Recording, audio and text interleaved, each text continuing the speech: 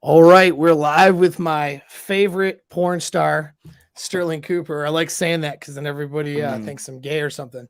but I'd much rather hang out with you than probably some of the chicks. I don't know, maybe they sound. Well, look, I'll take that as a compliment, Paul. I got a chick though, that's why. So I don't know. Yeah. Unless they're unless they're servicing my chick, it would be probably a threat, Exactly. So this is a non-threatening way to hang out with my favorite porn star. Plus, you seem to know a little bit more than most of them, which is good. I'm just kind of oh boy, yeah. Dude, I like it. Sometimes there's a lot of really popular porn chicks who have like Twitch channels who get on like podcasts and things like this, and a few of them have their own like YouTube channels, and they don't stick to them very very long because they realize it's not as quick to grow as a pretty girl on YouTube as it is to grow on like Instagram or Twitter, so they give up pretty quickly. But their advice is just trash. I'm just like, ugh. Because dudes will always ask, simps especially, will always ask a female porn star, how do I get better in bed? Because what they're really asking is like, how can I suckle at your teat, milady? But their advice is fucking trash because you don't ask a fish how to catch it. No. You ask the damn fisherman. Yeah. Well, and I mean, their nature is to be deceptive onto themselves about their sexual strategy. Absolutely. And it's not to say that there couldn't be like female psychologists or sex therapists or, even say a female dating coach, which I don't know who's doing what out there, to be honest. So I'm not sitting here promoting or not promoting somebody, but could they offer some value? Sure. But they would have to take themselves out of it and see the dating market objectively. Yeah. In order to do that, that's very difficult to do because by nature, you always have some sort of bias and some sort of buy-in. And when your nature is to, cause you to be deceptive towards yourself about what you're attracted to and what pulls you in to a guy, that makes it a real challenge for that advice to be good. And then you throw in there just a ton of like, just like evidence and support that's not really evidence and support because a bunch of dudes are like, oh yeah, you're right, you're so amazing or whatever, right? And so you got all the people simping for them and telling them how amazing they are. It's like the emperor, no one's telling the emperor that they're not wearing any clothes. Exactly. They think their advice is good because everyone's saying how amazing they are. Well, if everyone's, there's no objectivity there because they're this hot chick who does porn and these guys like her and they want to simp for her. So that's exactly it. As a guy, there's no one simping for you, man. Like these dudes don't get good advice. I mean, maybe, hey, there might be a gay dude here or there, but they're not asking for your advice on how to dirty talk women. So no, they're not. So the guys that want the results, if they're not getting them, they're not going to be like, oh, you're still great, Stirling. Like that's not how it's going to work. No. They're going to be savage, Yeah. And so that didn't work. That didn't work. Yeah. So it's just, man. So it's definitely a different thing. I don't think these girls get it. And it's not a slam even on the girls. It's really, I kind of go back to this and guys get mad at me because they think I'm blaming men for female behavior, but it's not that. I mean, because women are responsible for themselves and their own behavior. They have agency, whether we want to recognize it and they want to recognize it or not. But it's just like, they're enabled to do the things that they do because of dudes. Absolutely, yes. And that's what it is. I mean, the reason that these porn stars that are giving bad advice don't know their advice is bad is because, dudes are telling them their advice is amazing and they're so pretty. It's really easy to be, and here's the other thing that I remember I came across this idea like a while back. A lot of young dudes are kind of unsure of themselves. But a lot of young women seem really sure of themselves. Like really, like they have this sort of like, whenever they speak about something, they're so sure of it. And I was pondering that thought for a while. I was like, why the hell is that? And the same applies for like female porn stars. Whenever they say anything, they're so sure of themselves. And I realized it's very easy to be sure of yourself all the time when nobody ever tells you you're wrong.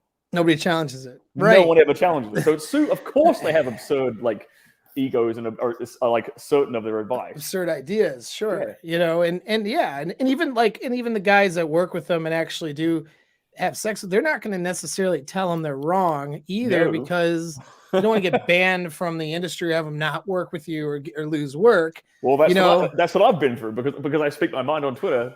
I get a whole bunch of them thinking I'm like mean.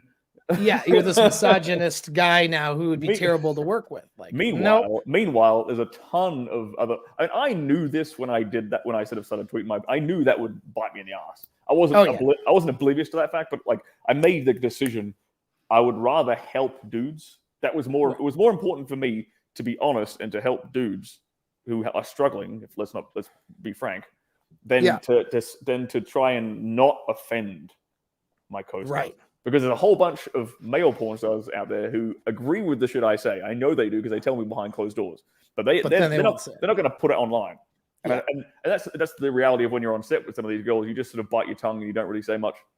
And because if you offend the girl and she walks off set, well, that director ain't fucking hiring you again because you just cost him like $10,000 in production costs. It's like, oh shit. So you don't want to be that guy. Right. Well, it's just like working, maybe not just like working at an office, but similar in a sense. You always have the politics, and sometimes it's not worth your livelihood to get involved in the discussions or to make that. Yeah. What hill are you going to die on? You know what I mean? That's the question. And so I mean, it's a hill you can die on because you have a whole nother set of skills that will make you really good money and help a lot of people in the process. Yeah. And so if they ban you from the industry, you're fine. But some of these other guys, I don't blame them for not saying anything. I mean, if that's all you've ever done, that's the only skill set you've ever known, it's the only industry you've ever known, then it's like, shit, well, I better not lose my income. I can teach. So it's like, okay. And I can break things. I'm kind of autistic, so I can break things down like granularly and then teach them. To do too might also be slightly autistic, so it's fantastic. It's a win-win. This is great. Everybody, we're all here. But it's good because like there's a big difference too between being able to teach and perform or being able to. Every professional athlete isn't a good coach. Absolutely. Look, sure. I always look at the Chicago Bulls, right? And I look at the 90s Chicago Bulls. And how Steve Kerr was just a basic key role player on that team, but he's a fantastic coach. You look at him, with the Golden State Warriors and what he's done with those guys. So you like, there's the old saying of like those who can't do teach, kind of like you have to have a degree of competency in something to teach it well, right? But I will say that like the guys who are like the top of the game generally aren't able to teach it because they didn't have to kind of learn it and break it down. A lot of it came kind of naturally to them. The naturals that make it more difficult. It's a special kind of niche of someone who can do it and teach it really. Yeah. And the other thing too is I think even it's not so much although a natural thing plays a role. I think it's like over time. I use Mike Tyson as an example all the time because he's like one of my favorite fighter probably. It's like he started when he was 12 or 13 boxing. Yeah. And then he got to the skill set, right, where he's at now, even in his, older age outside of his prime, still knows his stuff really well. He would have to climb into his head and go backwards into what made him successful and what was a hindrance back when he was a teenager. Like it's really hard. So some of these things, it's really hard to climb backwards and do that. I had that challenge myself really because just to be able to teach guys, like I would do things or, that just came natural to me because I developed it over years and years and years. And it was working for me. And then like, okay, I'm going to help dudes, especially like in my sense, like helping dudes get better in the sack. I studied stuff when I was young, because that was my first, it wasn't so much it was about learning about how to, bang girls better, basically. So I got into the tantric world and I got into the BDSM world really early on, right? And I was reading books because, it was internet, didn't have a lot of resources there. I was going like trying to find, resources and different stuff. They would have like Noir Leather would put on over in Michigan, where I'm at, would put on like some conference where someone was teaching you know what I mean, stuff, right? And you're just like, oh, I'm gonna be a fly on the wall over here and learn something. So it was all that, but then having to reconstruct all of that to help another dude or teach other guys. I'm not in an industry like you know what I mean, where you're just, it's like something that's been on your forefront, like, and plus you're an escort too. So like, you were analyzing all this stuff all along, where I had to go like, oh shoot, what did I, how did I start learning? I had to deconstruct it. And anyways, it takes a special kind of person to be able to do that, man. And I think you definitely got it. Your material is top notch. I always endorse it. It's always good. I always throw, like commentary that way and all that. I mean, it's good stuff, man. But well, and that's exactly why I'm we're here. Yeah. Here to shamelessly plug my brand new video course. Yes. Dirty Talk 101, which is something I'm sure you have experience with. Yeah. And the power of it, and how powerful it can be with your partner, and the subtle little things you can do with dirty talk that a lot of guys don't even realize. Yeah. And I had a lot of dudes hit me up over the kind of at the beginning of the year, actually asking me for a course on how to dirty talk better. Interesting. Yeah. And I was like, okay, maybe I can start putting some things together. And then as I started building it, and then I wanted to add a few more things in there. So I've subtly slipped in a bunch of stuff in this course that you wouldn't normally expect if you were just thinking this is a course on dirty talk. So obviously I teach guys I teach them about delivery, how to get a deeper voice, how to correct their tonality, right? I teach them all these things. Obviously I give them a bunch of different examples. I give dudes what I call mental kind of frameworks for coming up with dirty talk lines, right? Mm-hmm. But there's also a few things in this course, and we'll get into this a bit later, I'm sure, that I've suddenly slipped in there without them kind of expecting it. Well, they'll be expecting it now, I'm telling them. But it's a bit more than just dirty talk. Dirty talk has this amazing power, but not only to arouse a woman and amp up her sexual emotions, amp up her sexual arousal. Obviously, people know that. But it also there's a couple more things that dirty talk can do to you. One, it's also a very, very useful way to improve your sexual confidence in the bedroom, because language dictates our belief system, and this very well. Like the way we talk about ourselves, things like affirmations are very, very common, right, among people for reinforcing positive frames of mind about themselves. So when you take a guy who's kind of shy or kind of a little bit more insecure, it's a booby kitty. You're on a good roll. I just thought it would distract you. Yeah, I always want to distract you, but anyway, you can take a guy who's kind of shy and not sure that he can be that dominant guy. Because I get that question a lot. How do I allow myself to be that dominant guy? How can I be that dominant guy in the bedroom? I don't feel like that's me. I get these kind of questions a lot. And I would say this is probably the easiest way to get there, is to start using language in the bedroom that reinforces that belief that you are that dominant guy. So when you tell a girl something like this pussy belongs to me, what does that do? That you have some part of your brain has to believe that for you to even say it, even if it's a little part of your brain. And then the more you do it, it reinforces that self-belief that you are this kind of guy. You are the guy who takes charge in the bedroom. You are the guy who's the dominant guy. You are the guy who gives her these mind-blowing sexual experiences. Right. It establishes that. And that's interesting. And neuro-linguistic programming, part of that is based in language and using language to trigger ideas, emotions, and actual emotional states. Yep. And I've always talked about in game and seduction, but it's in the bedroom too. There's talked about kind of the dual conversation that's happening. This is what I call it, which is you have your frontal lobe that's communicating with this other person. And then underneath that, you have this instinctual part of your brain that's communicating. And with male-female dynamics, that instinctual part is sexual.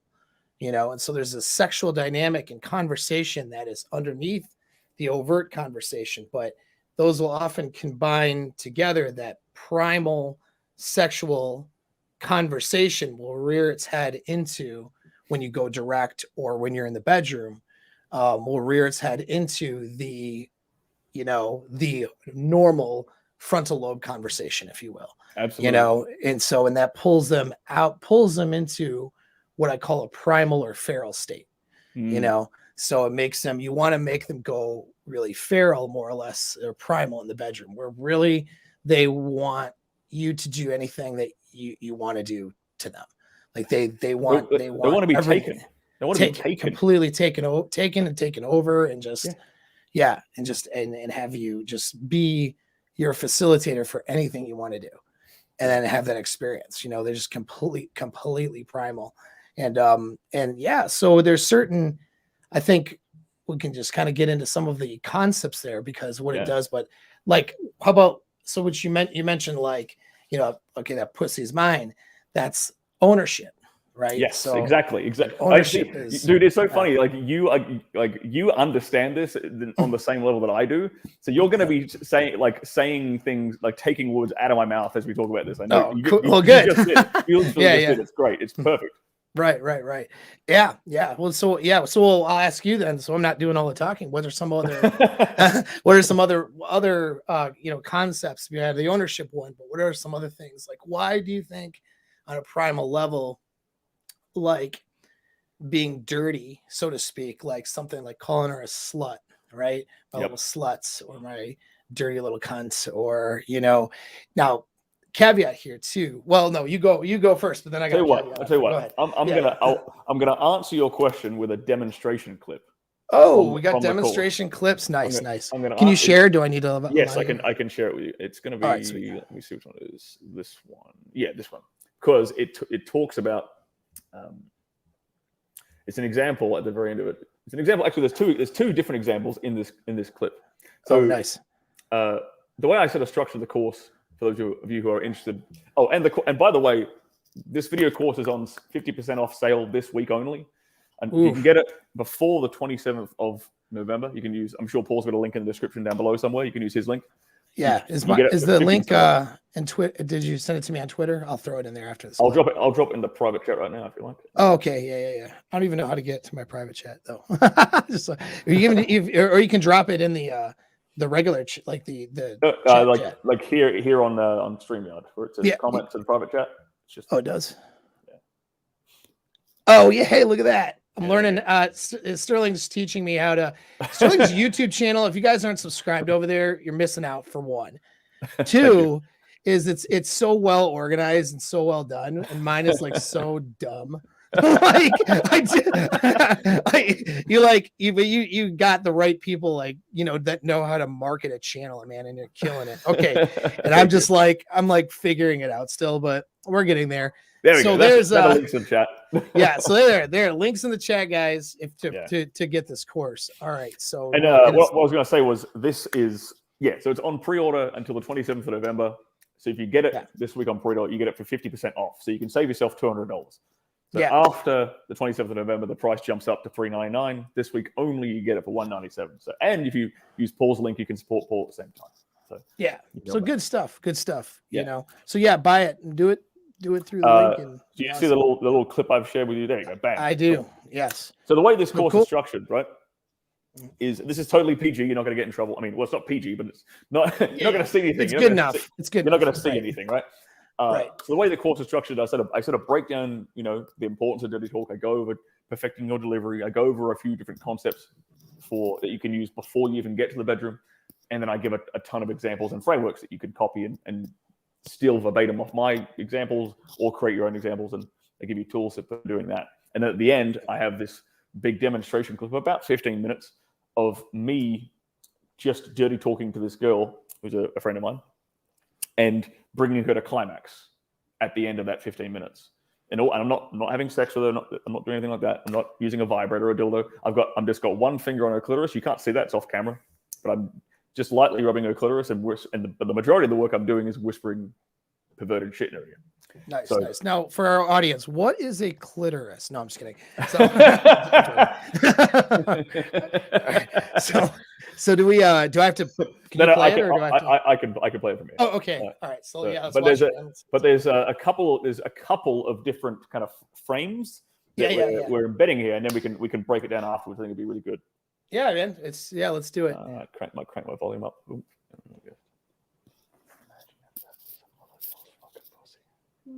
In case you can't hear, I said, imagine if that was some other girl's fucking pussy.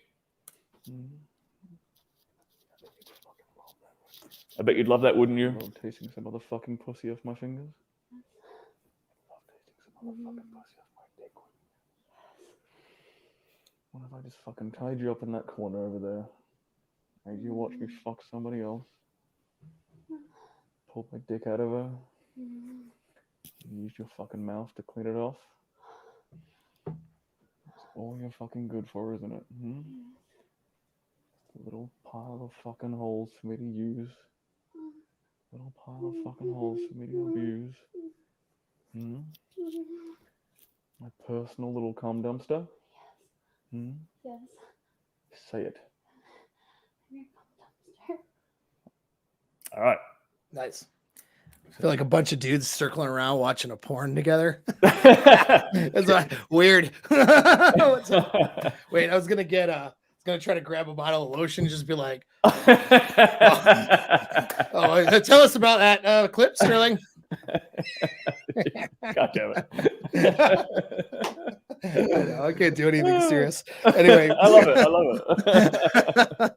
But yeah, no, that's good stuff. And a lot of guys have struggle with bringing being vocal like that. So yeah, tell us about it. But let's break it down, right? So at the very beginning, you talked about when you say something like this pussy belongs to me, what does it imply underneath the second layer, right? The frame you're communicating is ownership. Cool. So with this one, when I'm saying things like I'm gonna imagine what these juices would taste like if there was another girl's juices. Imagine what it would taste like to taste another girl's pussy off my dick. Imagine if I tied you up there and made you watch me fuck another girl, right? I'm doing it whilst she's in an aroused state. So I'm eroticizing this idea of her sharing me. Yep. I'm eroticizing bisexuality. I'm embedding bisexuality and this idea that we're gonna have women, or she's at least going to share women with me, right? And we're doing, and I'm anchoring it to a very enjoyable, pleasurable emotion, right? So this is a lot of dudes. I'm sure you get questions like, how do I sort of instigate threesomes and stuff? Oh, all the time. That's a big thing that I get. Guys who they want to open that up and experience other women and with their LTRs that they're with already, or set that up from the beginning. This is like perfect. Because it's an actual clip kind of demonstrating something I have advised these guys on is to eroticize it yourself first. So you embed that in their mind, because women are very impressionable. They're receptive and impressionable in their sexuality. And they've done that study a million times where, you can impress or imprint, sexual ideas and take them into different places they've never gone before.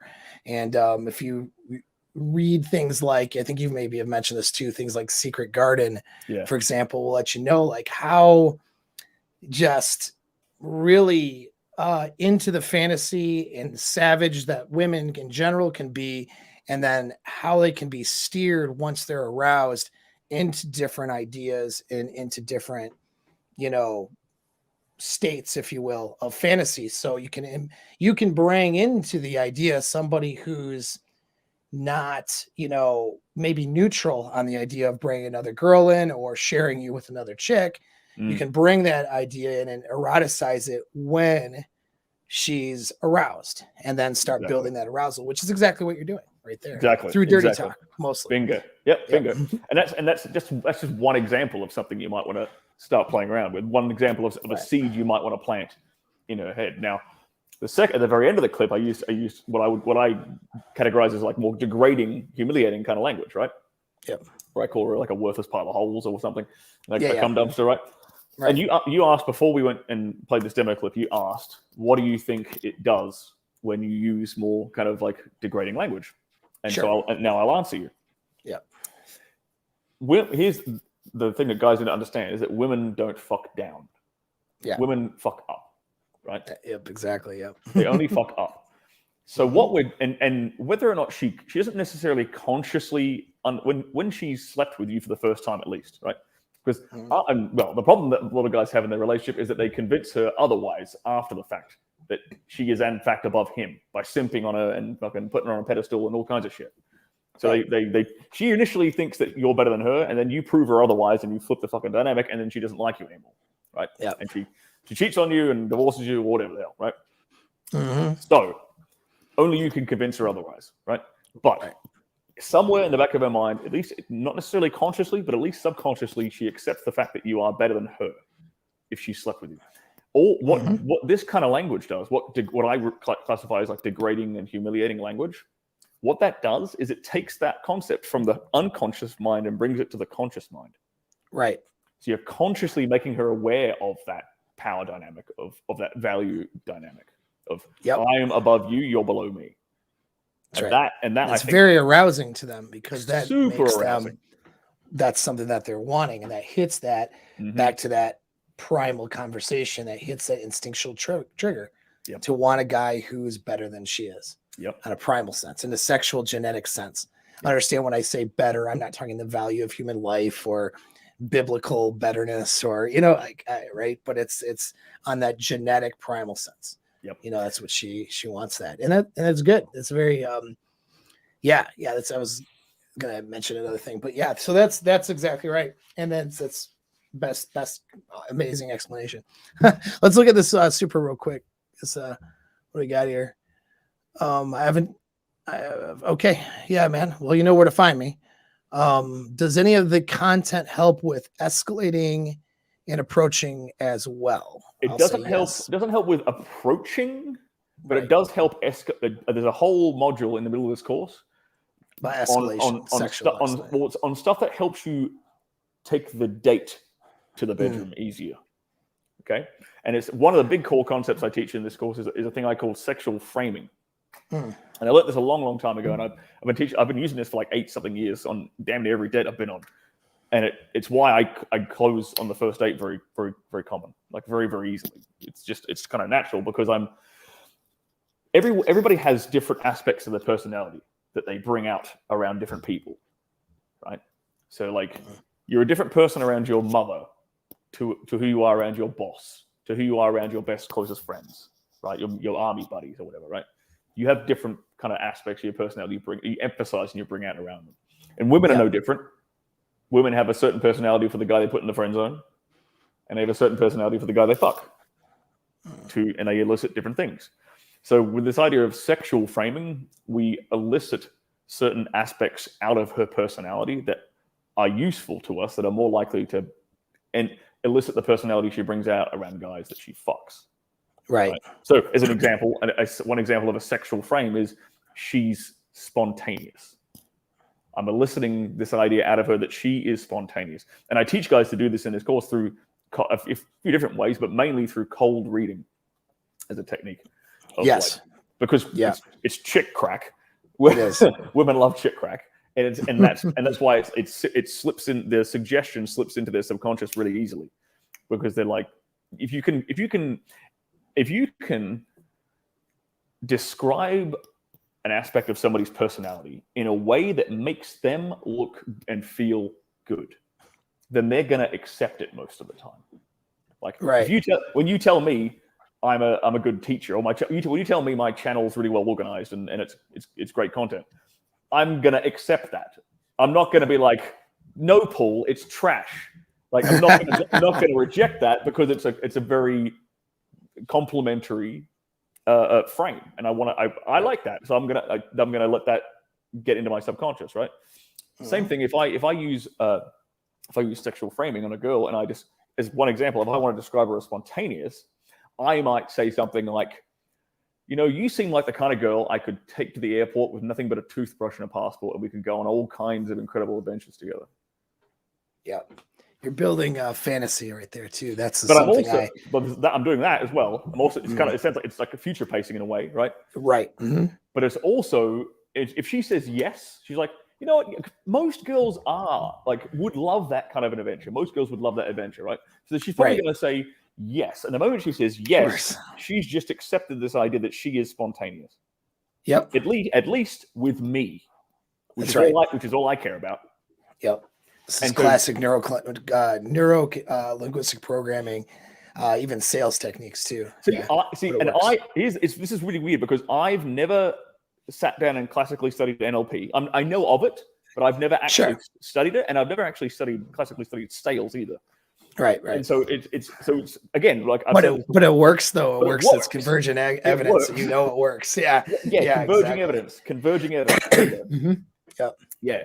And so that's just one example of one of several sexual frames that I teach students to like embed on a date with a girl when they say, because guys often run out of shit to say on a date. So now I've just given you a shit ton of stuff you can say over the course of the date, which helps you get into the bedroom quicker anyway, right? Right. And that 100%. Elicits a certain aspect of her personality, makes her more sexual around you, makes the date go more smoothly to the bedroom, and then voila, we're in the bedroom. Now we can play around with all the dirty talking lines that get her ramped up and start embedding all these different kind of frames that we want. Right. Super powerful stuff. Super powerful. So I'll bring up, I couldn't find the comment in the chat. I don't know where it went, but somebody brought up the issue of her, so he tried to do the daddy thing where she calls him daddy, said he couldn't make that work for himself. Oh yeah. So what did I say that? It was up there somewhere. Mr. Wong. He says, I hate playing. It's up here at 12:15. He says, I hate playing a character. I don't like choking or biting, though I have. And honestly, I like chicks to be dominant with me, but I found if I keep frame, they are eager to do what I want. I tried the daddy thing, but I just and then he follows up with I tried saying the daddy thing, but I just hated it. You don't have to say the daddy thing. You don't have to, but right. So I was gonna just mention, because and this is something you could probably expand on too, is that so you got to remember that women have previous attraction triggers as well. And also turn off triggers, right? Yep. And so the daddy thing, and so do you. So the daddy thing might work with one particular chick, but it might turn off another chick. So like I can call one chick, a dirty little cunt, and then I say that to another chick, and she's like, "Oh, you know what I mean? Get me out of here, great, like where are my shoes? I'm done with this date, right?" And so like it's you have to kind of be able to know and sense where their triggers are for both positive and negative responses or reinforcement. But maybe you can expand on that a little bit, like how you config, because that's something that you're doing even in porn and stuff, not just with dirty talk, but with even everything else. Now you guys kind of have a meeting about it, but what turns on, what are turn offs, so maybe you can expand on some of it for these guys, like what are some ways of determining that without that pre-porn shoot meeting with the girl, you know what I mean? Like, because we sit down and we go over like a consent checklist in porn. It's like, do call me this, don't call me that, right? Yeah. Now you mentioned it. I remember this one scene. I had this girl and she was like, we're going over a consent list. And she's like, you can spit in my face, you can slap me, you can pull my hair, you can choke me, you can call me a cunt, you can call me a whore, you can call me worthless, blah, blah, blah. And she listed off a ton of stuff we could do. And then at the very, very end, she was like, but don't call me lazy. Like the last thing on her list. It's like, if you say lazy, it's over. Exactly. Everything else done. Yeah. Everything else is fine. That's hilarious. It's crazy. That was a really good example. It's a good example of those positive and negative triggers. Right. 100%. But so how do you determine a negative trigger with a girl? So in my experience, there's certain words that tend to be more triggering than others for the majority of women, right? Mm-hmm. So like in terms of degrading words, like slut is typically the most well received. Occasionally it's not. Right. But typically it's the most well received. Things like whore and cunt tend to be a little bit less well received. Right. And if you ever decided to use words like lazy, dumb, or fat, those tend to be less well received as well. So when I'm dirty talking, don't start laughing at her, call her a lazy, dumb, fat bitch while we're driving to the house. You lazy, dumb, fat bitch. Let's go have sex now. Wait a second. Why are you trying to slap me? What's going on? So that's not how to dirty talk. Okay, good. No, but here's the thing is, Paul. Like sometimes you're going to come across a girl who does want that. Yeah. Sometimes you 100%, are going to come across a girl 100%. who's like, call me a dumb cunt, and you're like, right away, Yeah. man. Like, Yeah. For me, it's like I teach guys in this course to start off with different kinds of dirty talk before and escalate, right? Okay, good. Before they get to these the more degrading, humiliating stuff, because the degrading, humiliating stuff takes a degree of calibration. Yeah. Right? And sometimes you can even say something to a girl during the act of sex, and she won't say anything, and then afterwards she'll be like, "Oh, hey, I didn't like that. Next time, don't call me that." I'm like, "Cool, right? That's fine." Yeah. And that's part of it, because if you do it with confidence and congruence, it goes fine most of the time. Right. It's when you hesitate with the line that's when it's going to go badly. Yeah, that's so true. Well, it's in the context of her arousal as well. Yeah. She may afterwards go, "I feel weird about responding to that, so like, don't call me that or something next time or whatever."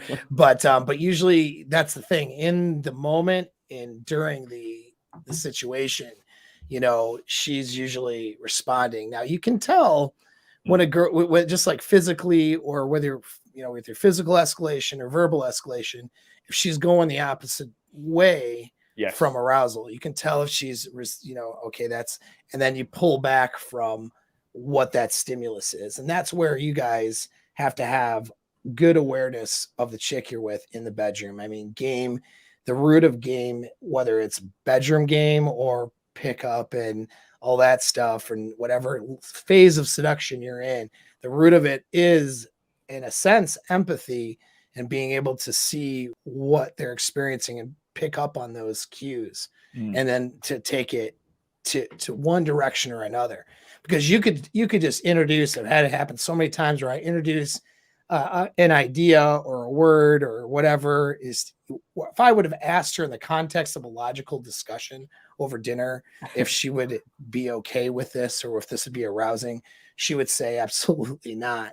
But but during that situation, all of a sudden, arousal hits the roof, because remember, they're deceptive onto themselves. Right. And so they got already a framework in their head of what they think is okay and what is acceptable for them to be aroused with, and then other things that are unacceptable. But then you introduce and push the boundaries of what's acceptable in the bedroom.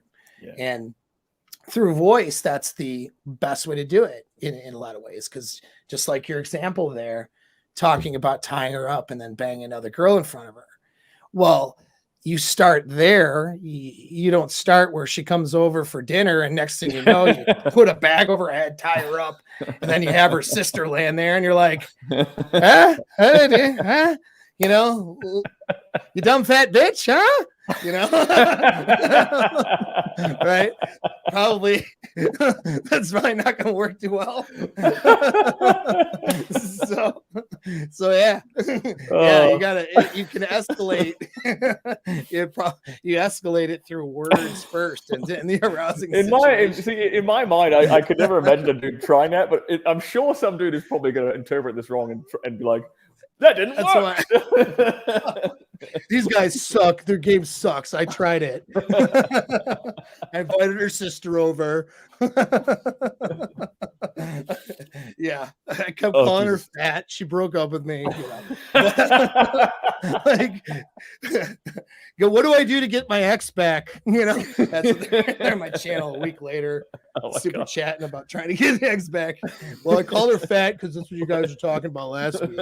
No, you missed a whole bunch of context. Holy smokes. But it's the words are a way to, during arousal. So this is such a cool conversation, really, because she can be, this is how from my experience, and I'm sure you can, expand on this, but like, girls will have a certain program that they're used to. Let's say a brand new girl, that this is how they're used to orgasming, right? They're left, right, up, down, A, B combo in this position is what they're used to, right? And so some of them, like, they use their finger when the dude sort of, has to go like mid pace or whatever. Like there's this combination. They're not always sharing that, but you're finding that arousal and sort of, okay, you can start there, but then introducing through words too in dirty talk other things, and then escalating and changing it into other forms of arousal that then causes her to break from that pattern that she's used to, and that's always worked, you know. So you take her out of her pattern. Introduce new kinds of things into a pattern now. Right, exactly, right. And so, and you do it through, you know, through your voice, getting that arousal through the previous pattern because she's used to being aroused there, and then building into new different things that you actually do, which is interesting. Like orgasmic control is one that I think of right away, using my voice. First of all, recognizing, okay, when she has an orgasms, the pre-signs, obviously what her body's doing during and then post. And then I notice those pre-signs and I start telling her, oh, you're going to come for me. You're going to come for me, aren't you, you dirty little slut? And now I'm telling her, oh, you're going to, you can't stop it. You can't, you know, you can't help it. You're going to come for me because you're so dirty. And then she will orgasm, but I'm just building off the pattern of what she already has there. And then from there, do you know what I mean? I'm pulling back and making her ask me permission. Yep. Right. And so now she's asking me permission. I'm begging for it. And then, so now, and then even from there, that can escalate into my voice becomes now the trigger, this trigger to the response of her orgasming. So now during sex, I just introduce, you can't help it. You're going to come again, aren't you? And now her body just starts responding to that. And now you can create that situation without penetration at all. You can make her orgasm by just telling her that and using that voice. That's it's a hypnotic, you know, seduction, whatever. But that's actually something I have an example of right in this demo stuff. Is like I do exactly what you just described. Nice. That's hilarious, dude. Yeah, well, fuck, I've not even seen your course at all yet. I just know I know it's good, so we're just on the same page, dude. It's awesome. I love it. But it's not like I edited, like I watched this ahead of time and just went, hey.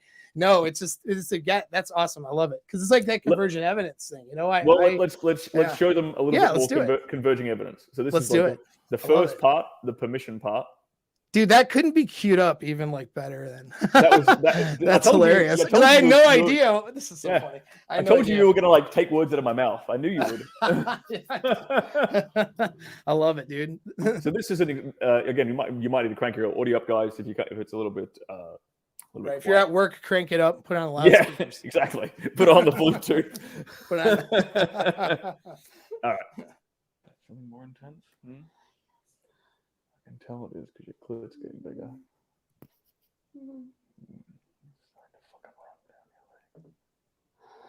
That's getting so fucking wide right now. You wouldn't fucking dare come without my permission, no, would you? No. Of course you wouldn't. This is my fucking pussy. And only I get to say when this pussy comes. Understand? Yes. See, similar idea to exactly what you were just talking about. Perfect. Yeah. It's this that's awesome. Layering in this idea of like I'm in control of her orgasm now. She comes when I tell her to come.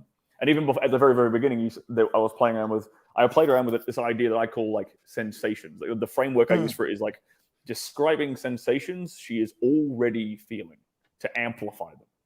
Yeah. So I said, I can tell how aroused you're getting by how big your clit is right now. And right. I can tell how turned on you are by how much it's running down your leg right now. Because these are things she's already feeling. And I'm just making her focus in and pay attention to it so it amplifies the sensation. And then now she's amplified. Now we go and it's like, okay, you're not coming without my permission. Is that correct? That's correct. I get her to repeat it. Get her to confirmation or I do agreement. That. I get them to like repeat back. Should I say to like hammer it home again and again? No, that's good. It's really get that repetition. Yeah. Well, it's because it's like, that definitely it works. Guys who are wanting the psychology behind it, it's like they want their agency removed. Yes, and they want you to be in charge. There's something women often have a dualistic things going on in their psychology, or sometimes two or three things going on at once that can be in competition with each other. So on the one hand, she's aroused and feeling good about something, but on the other hand, there's a level of shame that goes with their arousal sometimes. You know what I mean? But that shame kind of makes them feel more aroused too. And on top of it, it's like a different, it's not completely like a negative shame, if you will. Like, I don't know how to explain it, but like I just stole something. I don't want to tell you. It's kind of like the exhibitionist fantasy. Right. Yeah. Like, imagine if everybody, like, if I took a girl on this balcony, I could, press up against her and be like, see that tree down there? Imagine if I pressed you up against that tree and fucked you in front of all the oncoming traffic. Right. And I'm tapping into like an exhibitionist fantasy of hers there, and that's kind of shameful. Right. She's gonna feel like a bit of a slut, but it's a safe way of feeling like a slut because it's an imaginary scenario. It's like, I've taken I'm giving her, by just describing it to her, I'm giving her all the fun, exciting feelings with none of the actual danger. None of the danger. See, and exactly, because she wants to be degraded in a way and put on display in a way, and without though being unsafe. Yep. So she has two. That's a great example of what I'm trying to illustrate. It's like she has a need and desire for safety and security with the guy she's having sex with, but she also has a need to be dominated and to be made feel less than in that context, which is where degraded happens and being degraded. And so, but those two things are not always congruent. You know what I mean? You can make someone feel less than you and degraded in a way that's unsafe too, right? Yes. So like, you can make someone feel so safe that they feel like they're better than you, and it's in a sense superior, which then is very unarousing in that sense, at least in that primal sense. Although there's certain triggers of female domination, but that's a small subset, almost like a fetish, almost like foot fetish or something. You know what I mean? And that's just eroticizing something that's not like necessarily classically associated with sex. Those are those fetishes, but because they just get aroused, and remember, obviously they're very impressionable. So if they've gotten aroused and something associated with that association becomes now a fetish or a kink. You get off into that thing. But the domination and the language, though, is very primal, works with every girl. That's not a fetish. No. You know what I mean? That works with all chicks. The thing is, like, I've dated a few dominatrixes in my life, and they all like to be dominated. And every single one of them, when they came home, they came around to my place, was wanting me to beat them up and tie them up and take control. Right. They're professional dominatrixes. So right. If it applies to them, then it applies to damn near every woman. Oh yeah, I agree with you. I agree with you, Mighty Zane. But look, absolutely, they'd have a better time in college too. They would. Look, but colleges are too liberal and too soy these days. Right. Well, that's interesting. It's almost like one big gigantic shit test out there. Telling society, just telling men to do all the things that make women unattracted to them.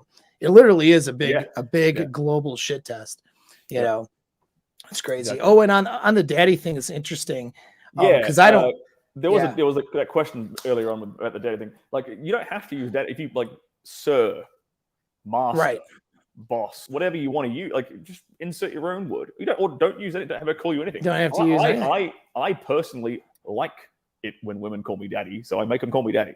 Like, that's why I'm doing it. The daddy thing isn't necessarily even for her. It's for me more than anything else.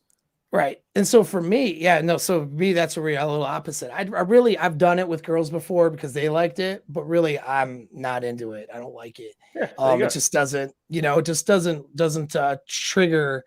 And again, that goes back to attraction triggers, certain triggers you've associated daddy with that dominance, that arousal for you. For me, I mean, I've done it, but it's kind of like, I'm not like, doesn't turn me off completely, but it's just not something that I gravitate towards or particularly like.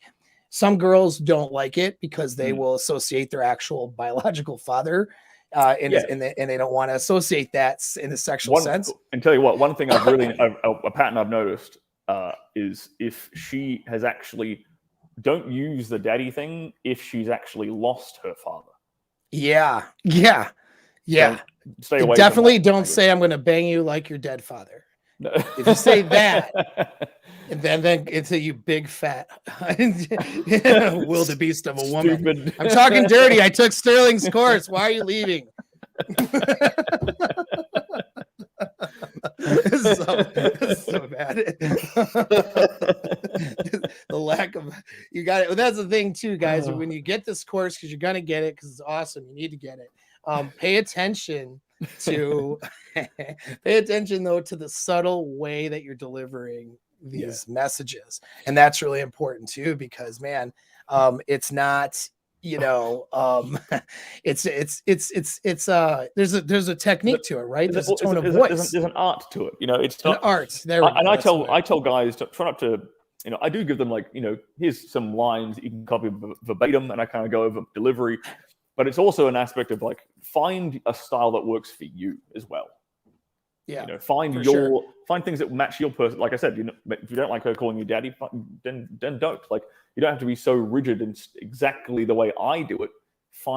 I give you plenty of tools to work with and find your own style. You know, like, if you didn't say that tonight, I was going to show up dressed like Crocodile Dundee. Good eye. That's not a knife, you know, or whatever. Because Australian accent. I don't know, that would work for me. And then she's like, you know.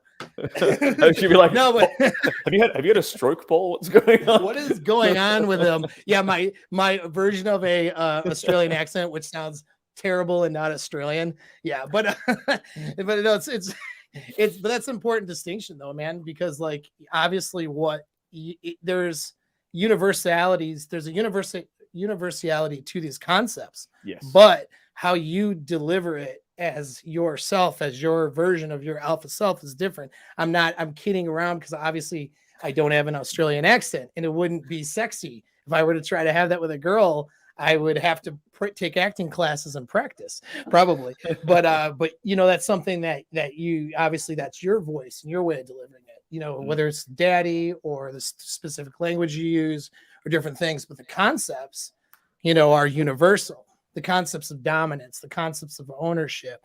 And the reason the daddy thing is interesting, it works. It's that ownership and that dominance, but for everybody, but the oxytocin pathways too, for a caregiver is very similar to that of when you're with a romantic partner. So that's for a girl that stimulates that oxytocin feeling of safety and dominance at the same time that she may have had with her dad, but she didn't sexualize her dad at all, but she obviously sexualizes you. So it's different, but what can show up similarly in a neurological level is the feelings of comfort, security, and, you know, and safety or whatever from having that dominant male. And so she just feels comfortable calling you that. Whereas again, other girls will associate, they'll be leaned into the sexual side of it. And they're like, oh, I don't want to sexualize, you know, my actual father, you know, and then they're not cool with it. Right. But so it just depends. But something like that, she'll come up with that. You know, I found that out. Like, either the chicks that want to call me daddy will call me that.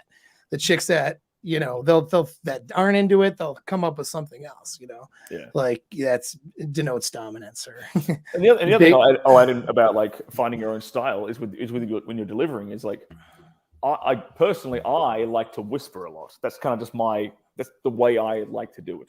And then occasionally I'll you know, yell something in her face. I'll be a bit more straightforward with it. Mr. Wrong, you're absolutely correct. It does. That's like Americanized beer. That's like, I don't even feel like that's Australian beer. Is it even? It's the biggest marketing scam in history, because you can't get Foster's in Australia. You have to actually, the only place you can get Foster's in Australia is at an imported beer store. That's hilarious. It's an export beer. We don't drink it ourselves. We ship it off to you guys and lie to you that we drink it. Dudes are watching Crocodile Dundee and but that other dude, and then drinking their Fosters. Yeah. It's all a scam. That's hilarious. But back to the point I was making was like, if you're not like the whispering kind of guy, maybe you're like the saying it like, you know, room tone directly in her face, or maybe you're the kind of guy who like yells, barks commands at her, like, but you know, obviously, you know, not in a like you're a dumb fat whore kind of way, Or in a sexy way. really high pitched soy yelling. Yeah, like Get over here! I'm gonna tie you up. Whoa. Yeah, not like that. I Whoa. talk about like inflection. I talk about like having Yeah. a neutral or a downward kind of before breaking inflection. It's important. That's a big one. That's a not big the one. upwards, not the upwards like questioning like submissive inflections, which Yeah. is very, very bad. That's great that you cover that. It's so important. It was a closed seminar that I did for Richard, the other Cooper that's The other not Cooper. your Not my relative brother. at all. Not at all. We did we talked about seductive tonality and stuff like that. It wasn't so much although in the bedroom was introduced, but it was more on the pickup side of it. But that's the same concepts too. It's using the tone of your voice and word selection to elicit responses, and the tone of your voice and the pacing of your voice and the pickup sense makes a lot of difference, whether you're demonstrating dominance or whether you're demonstrating, again, you're having that conversation with her on that primal side of it. And you could be doing that without actually talking about anything sexual. So it's just really interesting. You can take that undertone or whatever, just, like you just say something non-sexual, like, well, why don't you tell me a little bit more about that, how your day went, and it's like this, and then like her panties are dropping. She's like, my day went really well.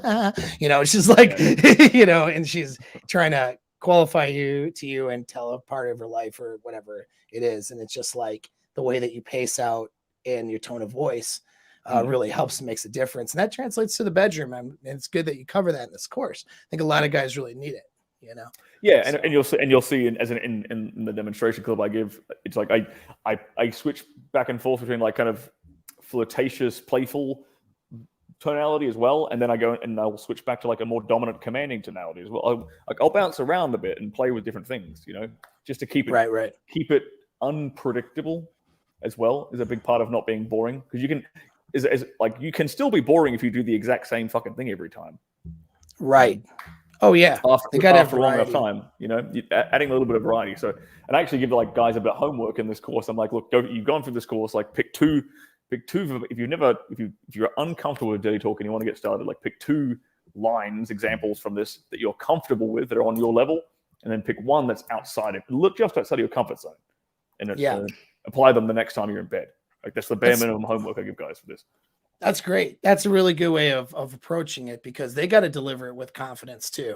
Yeah. That's the biggest thing. If you're not confident in what you're saying, then they're not going to be receiving it. If they sense that you're not confident, if they get any of that sense in your tone of voice or delivery, that's going to make them start to become unaroused, and sometimes very quickly, depending on how dirty you just were. And if it was something ambiguous, you know what I mean? Like an ambiguous trigger, that's not so good. So something that would be a turn on from someone delivering it very confidently ends up being a turn off if not delivered right. So that's a good way of doing it, they start with something they're comfortable with, but then, they introduce slowly and escalate. And that was what was good too about your physical escalation course, is you really have that idea down well of escalation, not just for the comfort level of the girl, but for the comfort level of the guy delivering it. Because that's without him being comfortable and leading her through that situation, then she ain't comfortable, right? And if she's not gonna, things dry up dry up and close if that's the case, and you can't have that, right? So that's exactly it. So I kind of break that down a little bit in this course on when I talk about delivery. I talk about like congruence and coming across as not coming across as creepy, because that's one of the biggest concerns a lot of dudes have when trying out this stuff, is like, I don't want to come across as creepy, I don't want to come across as weird. It's like, no man, it's creepy is chick speak for incongruence, which is if we follow it back, it's basically bad delivery, which is bad body language, which is probably stems from hesitancy most of the time. Being hesitant in what you're about to say, like, oh, you're a good little slut. Like the delivery's off, the body language is off, so you come across as creepy and incongruent. Versus the guy who's, if you have belief in like I said, start with something you're comfortable with, okay, then the delivery is going to be good. Body language is going to be good. it's going to come across as congruent, which means panties will be wet. Yeah. It's those understanding those two opposing kind of chain reactions is important, because people are like, you can't really hide. It's very hard to hide like incongruence. It's very hard to hide bad body language, because women are so good at picking it up. They're experts at that. That's an instinctual thing they have, a level above us, is picking up subcommunication and those sorts of things, and the subtleties of your tone of voice and communication. You're just not going to fake it too well. I mean, you could, but the amount of effort you'd have to put into training yourself to fake it is like stupid. So you might as well just learn to not fake it, because that's going to be easier than trying to learn to fake it in a way that's convincing to a girl where she actually believes it, because the reason it's so important for them, the reason they're so good at picking up on it, is because they need honest signals. They're programmed to look for honest signals so they can reproduce with you. Like if they accept dishonest signals, like you just walk, like, I own a Lambo, okay. And then you impregnate her and you don't own a Lambo. She's like, motherfucker. Right. Like, that's their biggest existential threat, is that their womanly instincts, we could call them, are untrue. And they're often untrue, actually. They often make, and that happens so often, which is, and yet it's such a big threat to them too, which is why, if you give off any signal that, of incongruence, that's an immediate turnoff for sure. And so, well, I had an idea or a thought, but it is gonna, maybe it'll come to me next time. There was a question right at the beginning, and I know you probably want to take just super chat stuff, but I wanted to really. No, we can answer it, either one. It's just that. Where was it? Here we go. Bruno said it right at the beginning. He said, "How would you use dirty talk without dealing with Me Too?" Okay. Oh yeah. Mm-hmm. Look, here's the thing. Like, I ain't getting Me Too allegations because I'm the guy doing this. Precisely because I'm the guy who does this stuff with confidence and congruence. Right. Like, I'm the guy. Like, dude, I'm leaving. I shouldn't be saying this, but I've left some bruises on women's faces recently from and they're enjoying it. It's not like they're not enjoying it, but I'm getting a bit too heavy-handed with them for their particular bruise capacities, shall we say that much? Like they bruise up too easily. Right. But they ain't turning around giving a Me Too allegation because they're getting off, because they're orgasming, because they're bonded, they're pair bonded to me now. Like the oxytocin's kicking in, and they're addicted to it. And it's like the kind of guy who gets a Me Too allegation is really typically it's like a workplace sexual harassment thing. So it's before they've even got to the bedroom. It's nothing to do with being in the bedroom. It's before they're not in a consensual situation, and that's the difference. Is when she's in the bedroom with you and you're playing around, and then you deliver some dirty talk and start delivering that stuff. She's in a consensual situation because she's consented at several steps to get to your apartment or house or wherever, and to be making out with you and doing stuff. So it's not like you come up to her, while she's sitting at her desk working and, hey, you dumb hoe, like, whatever, like, like I'm calling HR, And so it's the consensual side of it. And also a couple of things on that too is recognizing, again, being attentive to her and her attraction triggers and cues. If you do something or say something that's causing her to feel or be incongruent, to be able to recognize that and redirect that or pull back from that's another thing. And so you're not doing something and continuing to do something that's not sitting right with her. You know what I mean?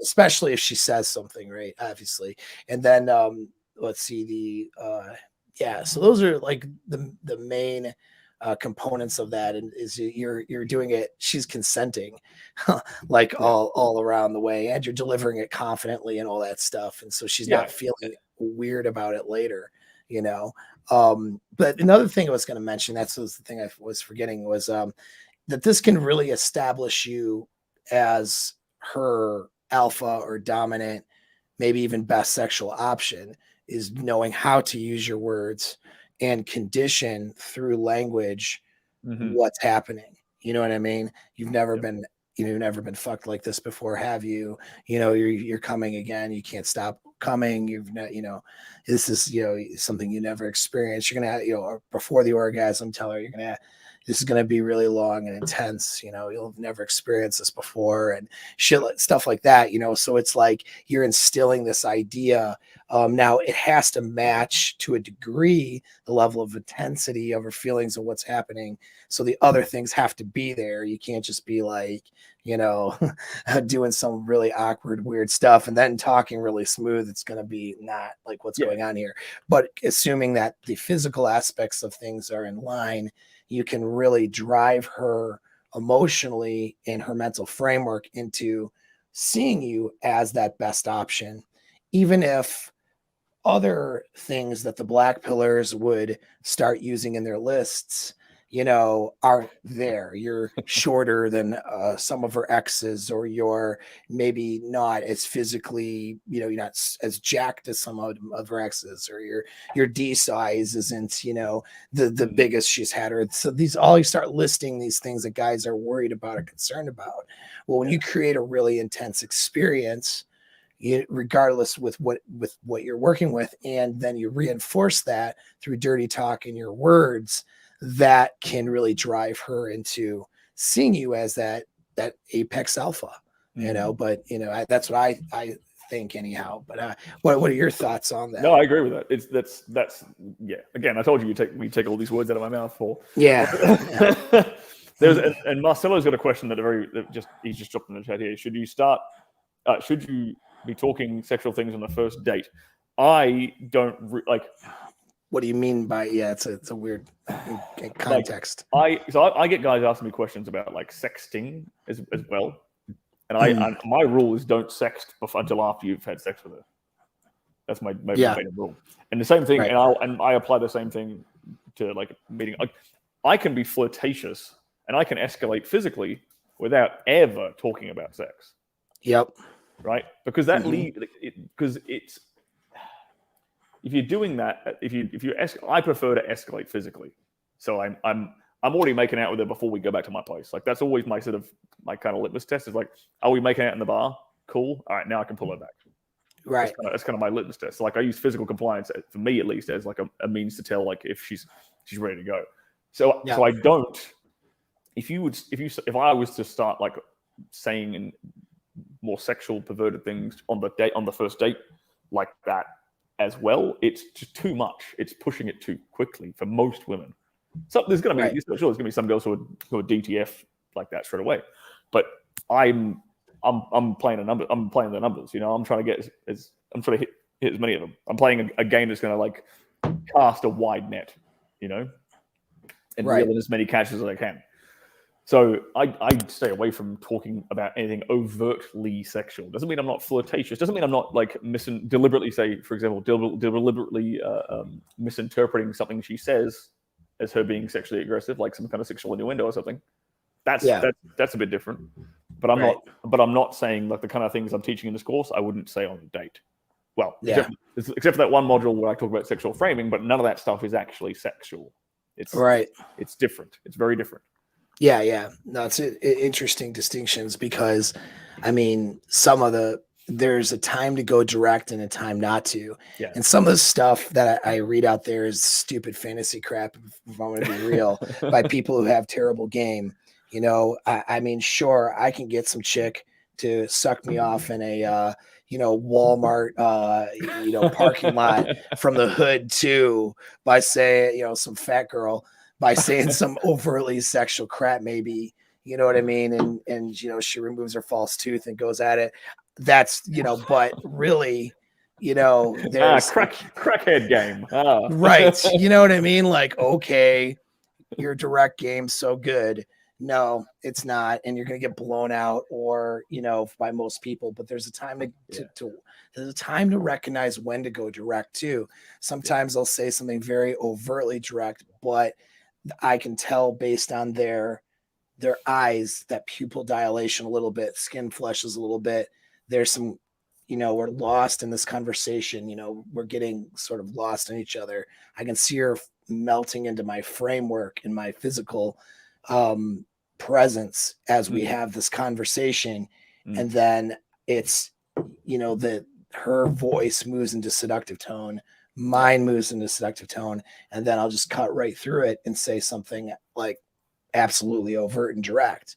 You know, it just like when I might just say, your lips are amazing and I want to fuck your brains out right now. Like literally, boom, like right there. But you got to be good at what you're doing to make that sniper move. You can't just be like an outer space and not be able to pick up on cues, because you're going to get it wrong.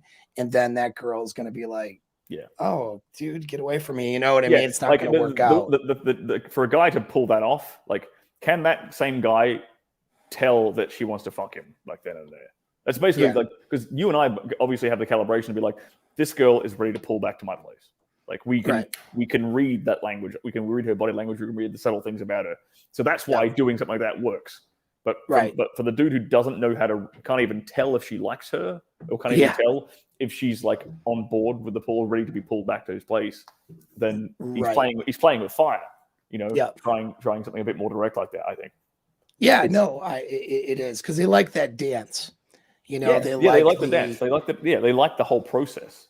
And and once you get comfortable with the process, like, and it's weird, man, because there was a time in my life where I tried to be a bit more direct and stuff. It was probably more in bars and clubs, if I'm being honest, than like if I'm taking girls out on dates. But these days, like I'm a lot more like gentlemanly than most dudes would probably expect me to be on the date. Because I'm like, there's no sexual, there's very basically no sexual innuendo. All my sexuality is done through my eye contact, my vocal tonality, and slowly physical touching escalation. That's where all the power comes from, because I know how to do that properly. So I'm just like, just charming and gentlemanly. Right. And then and then you're giving her both worlds.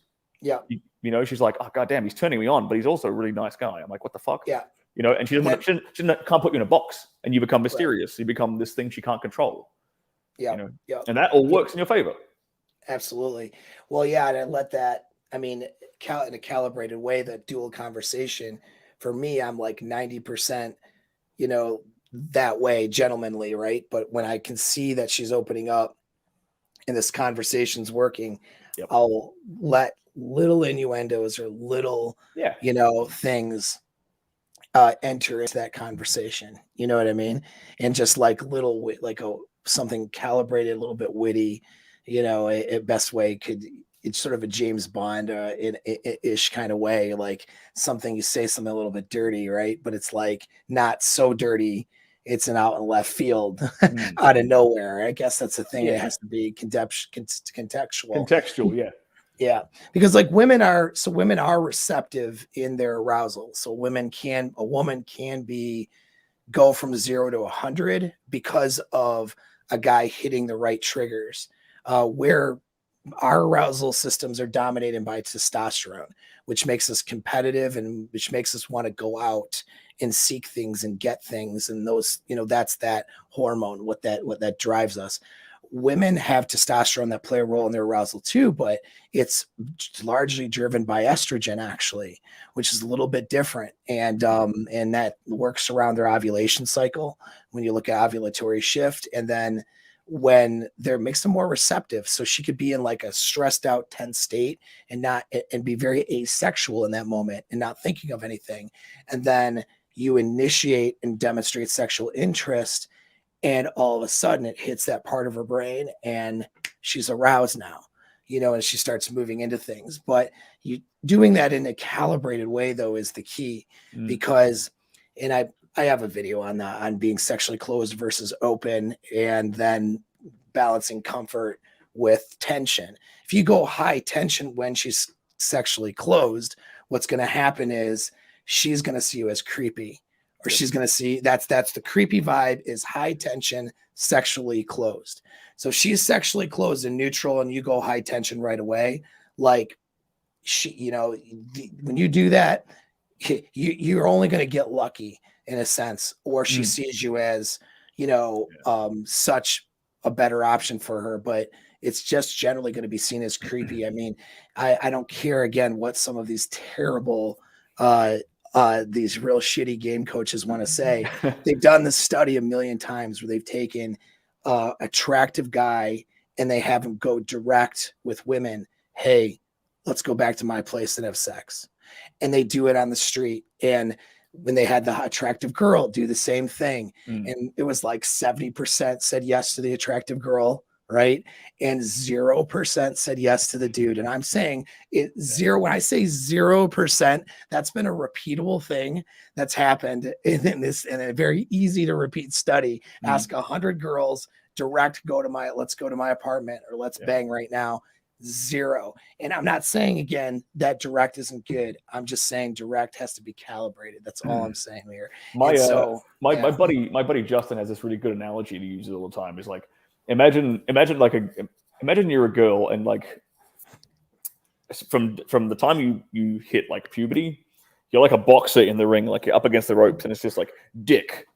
And she's like sitting there, like she's bobbing and weaving, trying to avoid all the dick that's being thrown at her. And then you come along and you're not throwing dick at her. Yeah. And she's like, huh? And then bam! that's when you get it. Got him. Right? Because you allow her to like let the guard down. Right. Well, and she sees you as better because you're not throwing your dick at her. You know, she has to draw your dick in a little bit. So she sees you as hypergamously a better choice in a sense. When you're blatantly and overtly throwing your dick at her, it sends a signal that she's better than you in a way. You have to create a situation where she's qualifying to you to a degree. You know what I mean? There's a balance between, it's a fine line to walk where you're having her qualify to you and you're dominating her and taking control and taking what you want. It's actually both that you're doing at the same time when your game is really solid.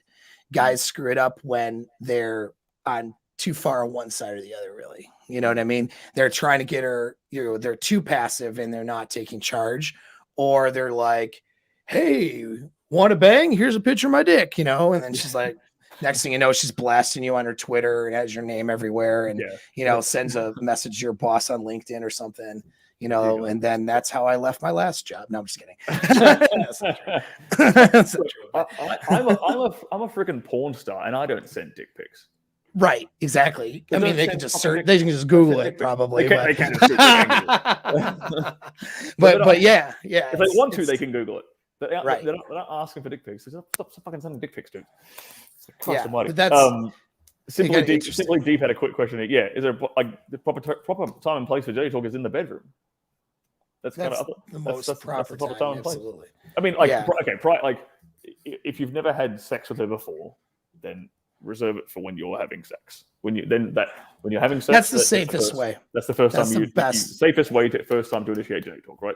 If you're a bit more calibrated, sure, you can do it during the foreplay stuff. If you're in a sex location, if she's on the couch there or on the balcony there with me, then I might whisper some shit in her ear and then start playing with a clip, like I did in this demo clip, for example. Yeah. Right? But then, after you've already had sex with this chick for the first time, all right. Well, now after that. Now you can maybe throw in all this dirty talk stuff into sexting, setting up for the next date. So you can I'm seeing her Wednesday or something, right? So Wednesday we start sexting back and forth. So I'm ramping her up, and she comes over that evening, and she's tearing my clothes off when she walks in the door because I've used the whole day as foreplay because I'm using dirty talk with a woman I've already had sex with. That's the distinction. Like, don't do this shit before a regular date, before you've ever had sex with a girl. Right. I think that's, to me, that seems pretty self-explanatory, but apparently it's not. So no. I'm glad we got that question. It's because guys don't know how they're trying to figure out how to escalate. That's why. Yeah. And so it's again, you're using tonality and using word selection in order to have a conversation that's not overt.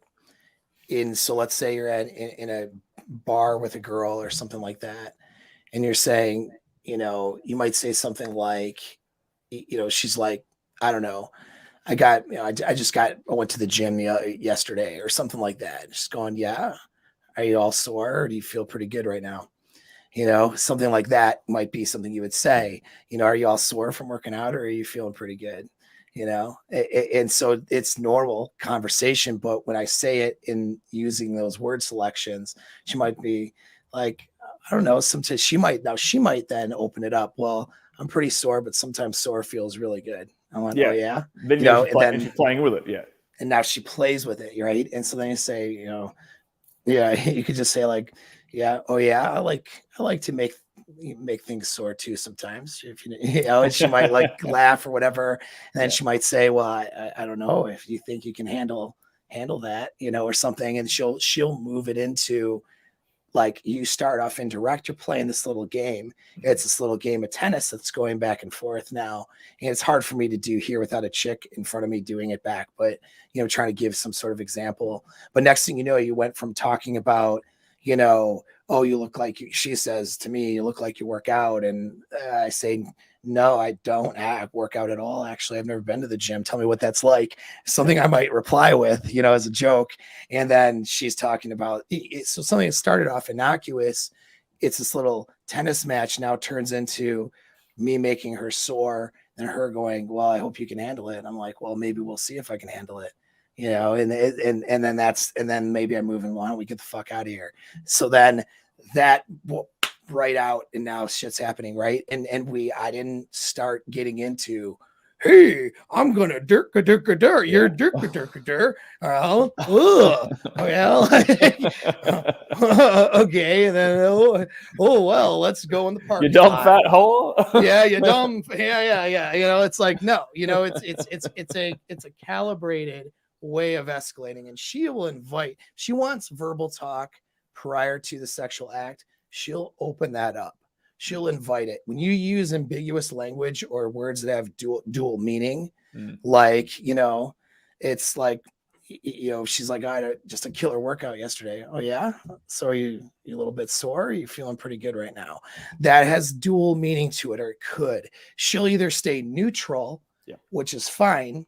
You continue with the conversation. You don't keep going too sexual. You pull back to neutral as well. But every time you say something with dual meaning, what happens is it registers. As long as she doesn't pull off or pull away or break conversation, she's accepting that framework and accepting those words with the dual meaning that she recognizes.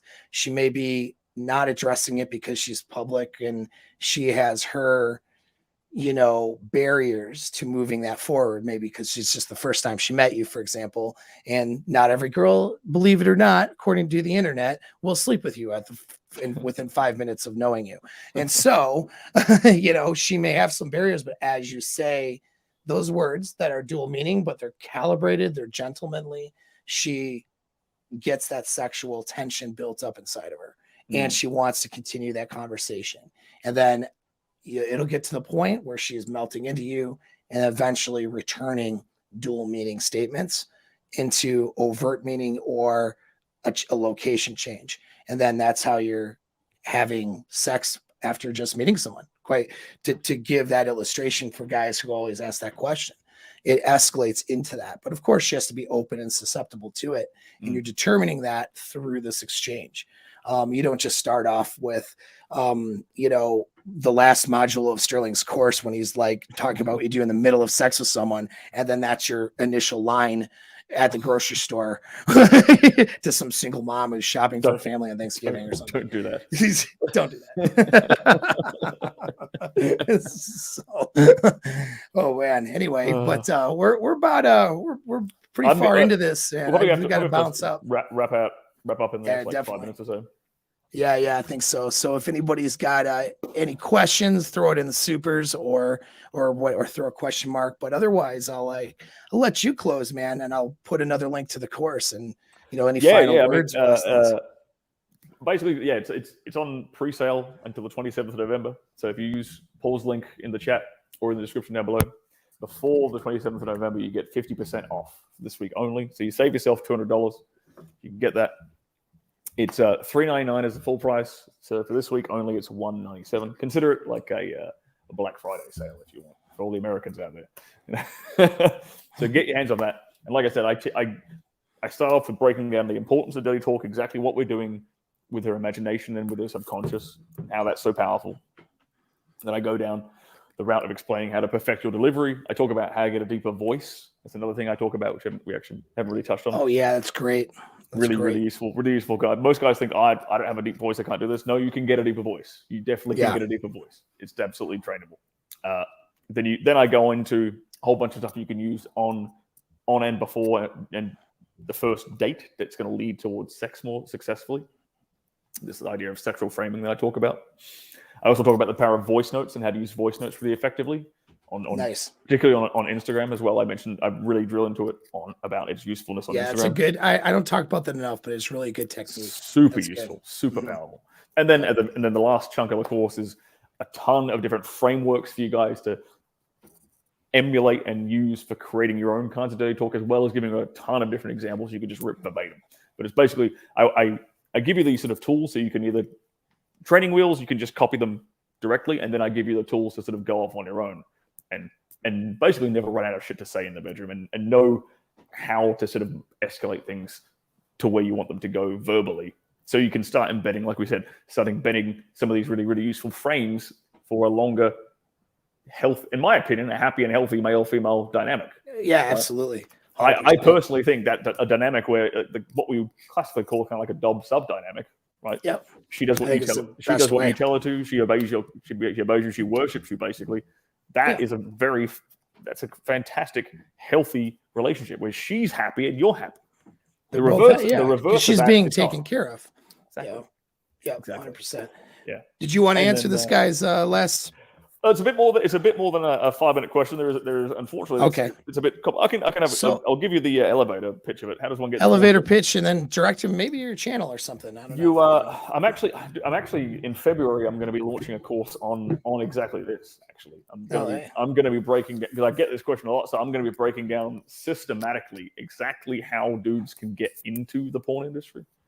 Nice. Exactly how I can get into the adult entertainment industry. I'm going to try and make it as foolproof as I possibly can. Step 1 is be in a country that actually shoots porn, though. I get this question from a lot of Indian dudes, and I'm like, man, you live in India. The fuck do you expect me to do? There's not much you can do. Step 1, live in a country with porn, and then you're going to have to network your way in. Twitter is the social media for porn. So create like a performer account. Start figuring out your local landscape. If you live in Europe, if you live in America, I don't know where you live, right? There's certain hubs around the world, like LA, Vegas, Miami are the American ones. In Europe, it's like London, Prague, Budapest, and where is it? There's some stuff in Germany and there's some stuff in Barcelona. Right. So those are the main areas in the world where porn is shot. So if you're not in proximity to that, or you can't get in proximity to that, then you don't really have much chance.